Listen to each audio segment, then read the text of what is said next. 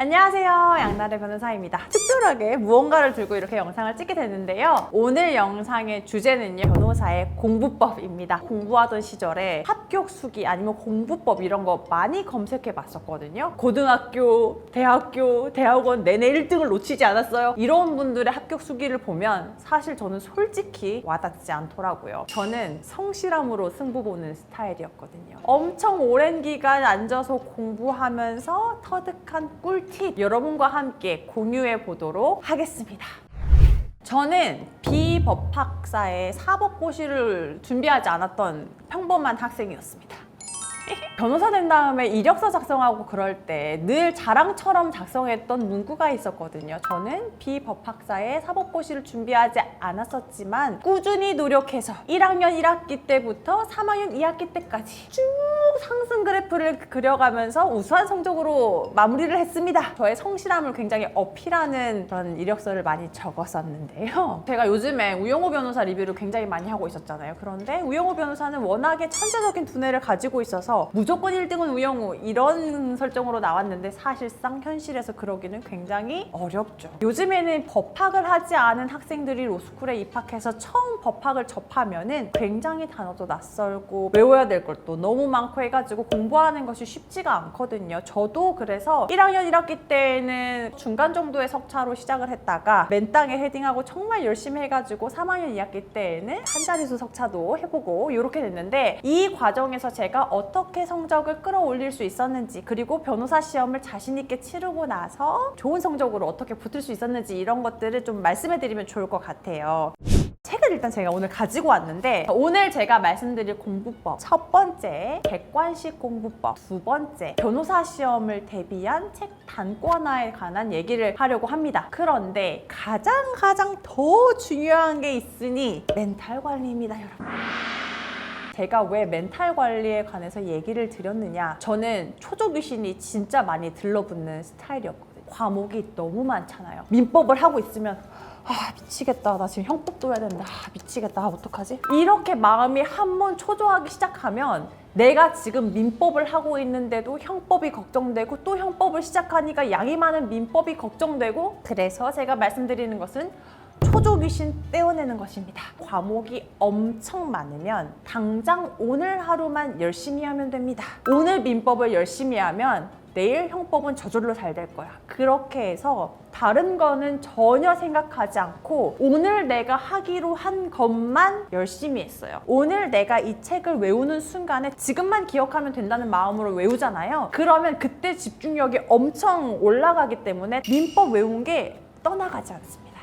두 번째로 말씀드릴 것은 객관식 공부법입니다. 제가 여러분한테 객관식 설명을 드리려고 짜잔! 엄청 아꼈던 객관식 공부책을 가져왔거든요. 객관식 시험 보고 채점하고 나면 틀린 문제 오답 정리하는 것보다 더 중요한 게 맞은 걸 오답 정리하는 거거든요. 옳지 않은 것은 했어요. 그리고 저는 이 문제를 맞았습니다. 옳지 않은 거 해가지고 답 5번을 맞췄는데 1번하고 3번 선택지 옆에 별표를 해놨어요.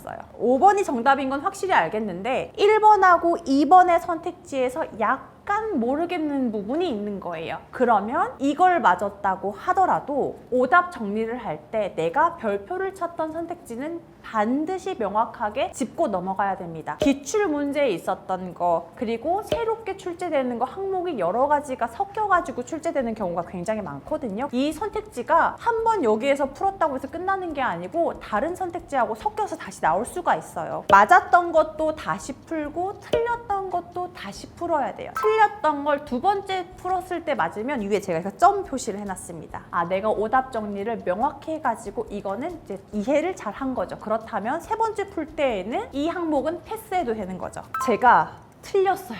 또 풀었는데 또 틀렸어요. 그래서 그 위에는 다시 체크 표시를 해놨습니다. 한 번 풀어서 틀려가지고 오답 정리를 했는데 또 틀렸다. 그러면 이거는 다음번에도 또 틀릴 확률이 굉장히 높습니다. 한 권을 풀더라도 그 책을 완전히 독파하는 것이 중요합니다. 내가 객관식을 풀면서 민법의 전 범위를 다 살펴보는 시간이 되겠구나. 이렇게 접근하셔야 객관식 공부할 때 오답 정리는 무조건 꼼꼼히 하는데 틀린 것보다 중요한 게 내게 맞춘 것에 대해서 정리하는 것. 내가 맞췄다고 하더라도 찐으로 맞춘 게 아닐 수 있다. 그리고 두 번째로 객관식 공부랑 사례형 기록형 공부가 떨어져 있는 것이 아니다. 객관식 공부를 하면서 전 범위에 대해서 다 복습하듯이 훑고 가는 식으로 공부를 해야 유리합니다.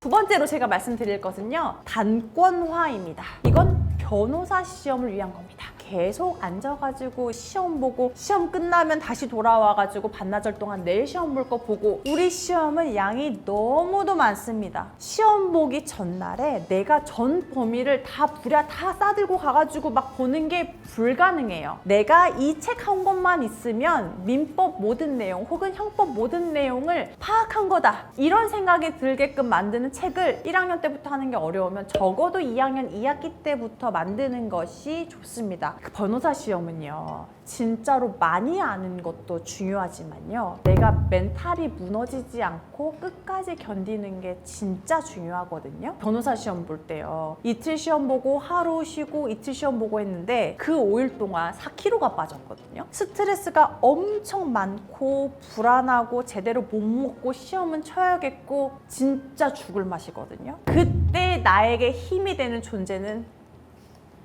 얘밖에 없거든요. 또 귀여워요?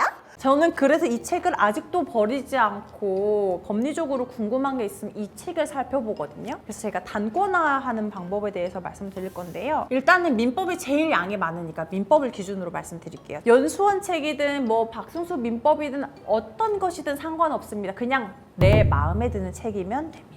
왜냐면 이건 내 애착 인형처럼 애착책이 되는 거거든요. 저는 제가 제일 아꼈던 민법 책이 이 요건사실론 책이었습니다. 그래서 이 요건사실론 책에 단권화를 했는데요. 단권화가 어려운 게 아니에요. 책에 나와 있는 내용들 중에 어려워하는 거, 자주 나오는 건데 여기 나와 있지 않은 것들이 있어요. 그거를 다 여기에 첨부하는 거예요. 기본적으로 여기 뭐 청구원인에 대한 내용이 나와 있는데 여기에 빽빽하게 제가 적어 놓기도 했지만 여기에 적어 놓기 어려운 것들 별도로 종이를 만들어 가지고 이렇게 첨부를 해놨습니다. 양이 방대할수록 단권화 작업을 로스쿨 2학년 때부터는 반드시 하셔서 내가 시험장에 갈 때 가방 안에 책 이렇게 얇은 것들 한 5, 6권만 들고 가도 된다, 이럴 정도로 만드셔야 변호사 시험 볼 때 마음도 편안하고 대비도 완벽하게 할 수가 있습니다.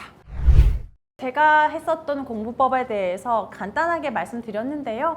이거 가지고 어떻게 모든 공부가 다 끝나겠어요? 하지만 제가 이제 했었던 공부법 중에서 핵심적으로 생각했던 것들을 여러분께 공유해 드렸거든요. 다른 공부법, 기록형, 사례형 어떻게 공부했는지 궁금하시다면 댓글 남겨주시면 제가 또 야무지게 한번 영상 준비해 보도록 하겠습니다. 오늘 영상 도움 되셨다면 좋아요, 구독, 알림 설정 부탁드리겠습니다. 감사합니다.